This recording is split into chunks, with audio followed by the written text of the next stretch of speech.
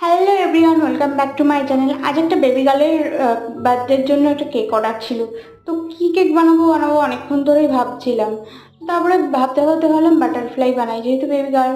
তো কেকটা তৈরি করতে করতে আবার মনে পড়লো যে কেকটা তো ফিনিশিংটা ভালো হচ্ছে না, মানে কি একটা মিসিং মিসিং। তারপরে মনে পড়লো ডানাটাই তো বানাইনি।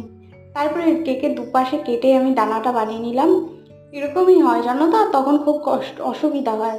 একটা কেক তৈরি করার পর হাফ করার পর আবার নতুন করে আবার সেটাকে ফিনিশিং দিতে হয়। তো যাই হোক, ওটার ডানাটা কেটে নিলাম। করতে করতে কিন্তু ক্রিমটা না বড্ড গলে যাচ্ছিল।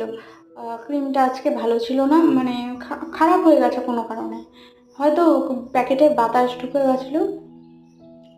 তো যাই হোক, অনেক কষ্ট কষ্ট করে করলাম। তো আমার খুব একটা ভালো লাগছে না আজকের কাজ। তো তোমাদের কেমন লেগেছে অবশ্যই জানাবে। ধন্যবাদ।